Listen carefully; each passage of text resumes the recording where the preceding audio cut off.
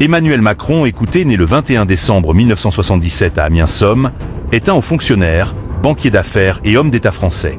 Il est président de la République française depuis le 14 mai 2017. Sorti de l'École nationale d'administration en 2004, il devient inspecteur des finances.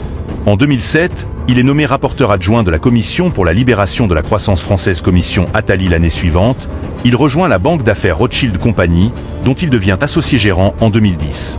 Proche du mouvement des citoyens puis membre du Parti socialiste de 2006 à 2009, il participe à la campagne électorale de François Hollande pour l'élection présidentielle de 2012, qui le nomme après sa victoire secrétaire général adjoint de son cabinet. En 2014, alors encore inconnu du grand public, mais réputé pour sa ligne sociale libérale, Emmanuel Macron est nommé ministre de l'économie, de l'industrie et du numérique. En 2015, il fait adopter une loi pour la croissance, l'activité et l'égalité des champs économiques, dite loi Macron. Sa notoriété s'accroît alors qu'il prend progressivement ses distances avec François Hollande. En 2016, il fonde et prend la présidence de son propre mouvement politique, En Marche EM, et démissionne du second gouvernement Manuel Valls. Il adopte un positionnement qu'il présente en dehors du clivage gauche-droite et se présente à l'élection présidentielle de 2017. Il l'emporte au second tour, bénéficiant d'un front républicain face à la candidate du Front National, Marine Le Pen. À 39 ans, il devient le plus jeune président français de l'histoire et le plus jeune dirigeant du G20 du moment. Son premier mandat est marqué par une réforme du Code du travail, une loi de réforme de la SNCF, l'affaire Benalla, l'affaire MC Kinsey, la révélation de conflits d'intérêts via les Uberfiles, le mouvement des Gilets jaunes et le grand débat national qui s'ensuit, ainsi que par un premier projet contesté de réforme des retraites, la mise en place d'une convention citoyenne pour le climat, la pandémie de Covid-19, puis la crise provoquée par l'invasion de l'Ukraine par la Russie alors que commence la présidence française du Conseil de l'Union européenne.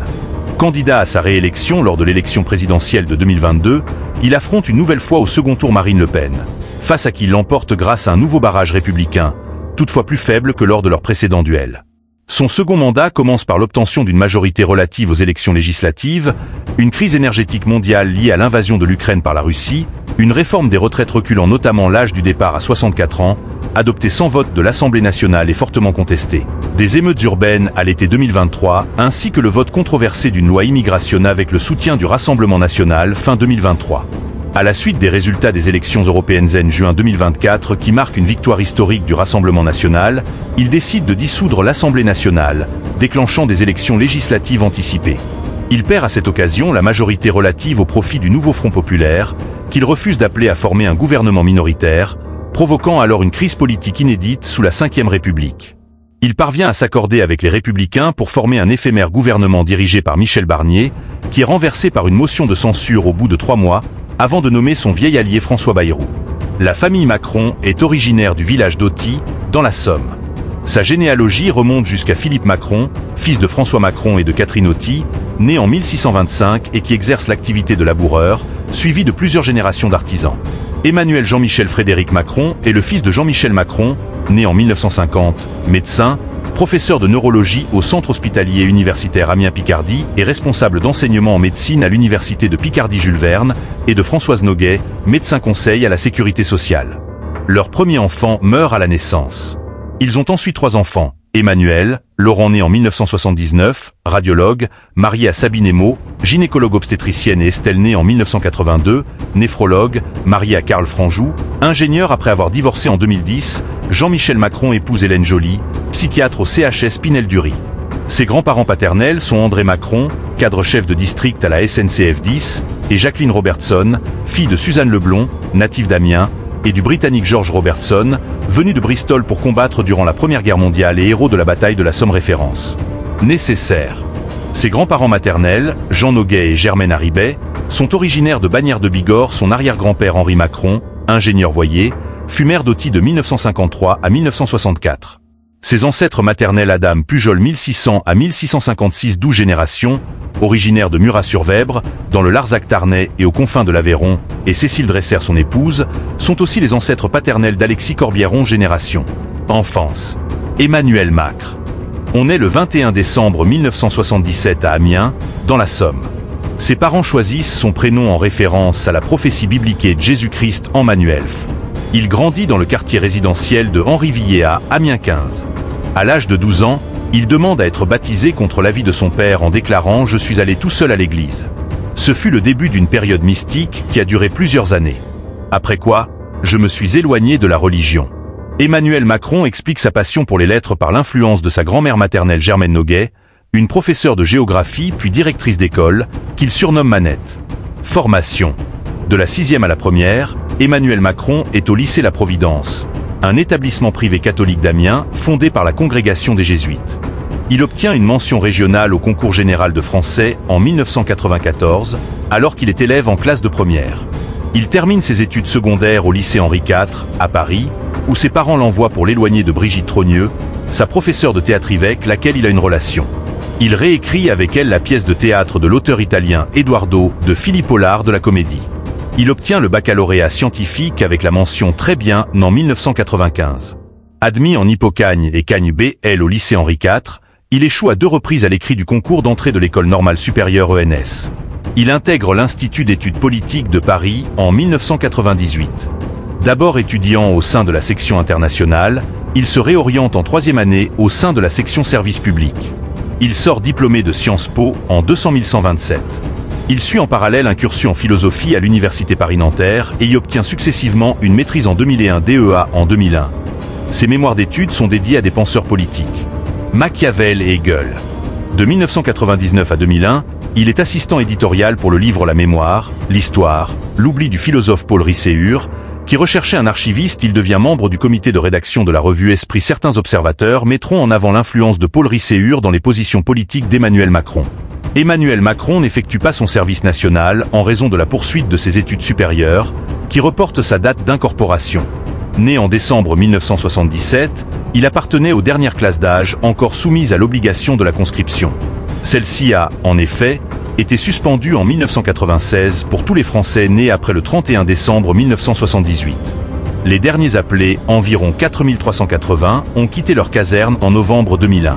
Il poursuit ses études à l'ENA à Strasbourg dans la promotion Léopold Sédar Senghor 2002-2004 de laquelle il sort classé 5, mais comme l'un des sujets de l'examen final avait déjà été abordé par certains élèves, le Conseil d'État annule le classement final de cette promotion, un recours ayant été déposé par 75 élèves, dont Emmanuel Macron pour la première fois depuis la création de l'ENA. Une promotion sort donc sans classement final, mais cette décision n'aura d'influence ni sur l'affectation d'Emmanuel Macron à l'inspection des finances, ni sur les autres élèves de la promotion. Il fait partie des étudiants militants pour le choix de Senghor comme nom de promotion. À l'ENA, il effectue un stage de 6 mois à l'ambassade de France à Abuja au Nigeria, puis un autre à la préfecture de l'Oise. En 2007, il bénéficie du German Marshall Fund, qui lui permet de découvrir les États-Unis, pays où il effectue par la suite un stage pour la banque Rothschild. Des éléments de sa biographie publiés dans les médias font l'objet d'incertitudes et de contradictions. Ainsi, Emmanuel Macron semble avoir entretenu pendant un certain temps l'ambiguïté sur un prétendu passage par l'école normale supérieure. Par ailleurs, il indique avoir réalisé un mémoire sur l'intérêt général, en rapport avec la philosophie du droit de Hegel, sous la direction d'Étienne Balibar, mais ce dernier déclare ne pas avoir de souvenir ni de traces de cet épisode précisant. Peut-être s'agit-il d'une censure inconsciente, je ne sais pas. Le 20 octobre 2007, au Touquet, où il réside, Emmanuel Macron épouse Brigitte Trogneux, avec pour témoin le professeur d'économie Marc Ferracci et l'homme d'affaires Henri Herman. Brigitte Trogneux est une professeure de lettres classiques de 24 ans, son aînée, qui a eu 3 enfants d'une union précédente avec André-Louis Ozière, dont elle est séparée depuis 1994 et divorcée depuis 2006. Emmanuel Macron l'a rencontrée en 1993, au cours d'un atelier de théâtre qu'elle animait dans son lycée, alors qu'il était âgé de 14 à 15 ans et en classe de seconde. Religion. Il se définit comme agnostique tout en déclarant aujourd'hui « J'ai une réflexion permanente sur la nature de ma propre foi. Mon rapport à la spiritualité continue de nourrir ma pensée, mais je n'en fais pas un élément de revendication. » Centre d'intérêt. Il pratique le piano, qu'il a étudié pendant 10 ans au Conservatoire d'Amiens et dont il a obtenu un 3e prix, le ski et le tennis. Il a pratiqué la boxe française, le football, il apprécie l'Olympique de Marseille et suit le Tour de France cycliste. En ce qui concerne ses goûts culturels, il apprécie beaucoup le film Les Tontons Flingueurs, ainsi que les écrivains Stendhal et André Gide. Il fait ainsi figurer leurs œuvres respectives Le Rouge et le Noir et Les Nourritures terrestres dans son portrait officiel, aux côtés des plans 41 du capital de Le Sieur Cristal. La même année, il est nommé gérant et dirige l'une des plus grosses négociations de l'année, le rachat par Nestlé de la filiale lait pour bébé de Fizer. Cette transaction, évaluée à plus de 9 milliards d'euros, lui permet de devenir millionnaire 60,88. François Henrot dira de lui qu'il aurait été, s'il était resté dans le métier, un des meilleurs en France, sans doute même en Europe. L'expression Mozart de la finance, parfois utilisée une fois le banquier entré en politique, est cependant critiquée par certains observateurs, car son bilan demeure relativement mince. La journaliste Martine Orange, auteure de Rothschild, une banque au pouvoir, indique qu'Emmanuel Macron avait été recruté pour son carnet d'adresses. Entre décembre 2010, date de sa nomination comme associé gérant, et mai 2012, celle de son arrivée à l'Élysée comme secrétaire général adjoint, Emmanuel Macron indique avoir gagné 2 millions d'euros bruts. Selon ses déclarations de revenus et de patrimoine faites à la Haute Autorité pour la transparence de la vie publique, il a gagné plus de 2,5 millions d'euros bruts entre 2009 et 2013. Prend 41 du capital de Le Sieur Cristal. La même année, il est nommé gérant et dirige l'une des plus grosses négociations de l'année, le rachat par Nestlé de la filiale lait pour bébé de Pfizer. Cette transaction, évaluée à plus de 9 milliards d'euros, lui permet de devenir millionnaire 60,88.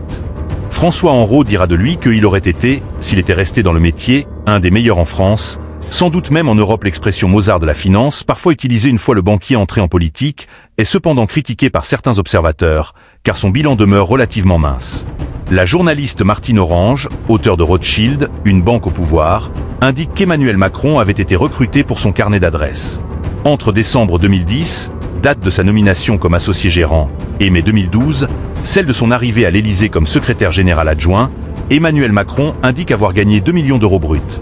Selon ses déclarations de revenus et de patrimoine faites à la Haute Autorité pour la transparence de la vie publique, il a gagné plus de 2,5 millions d'euros bruts entre 2009 et 2013.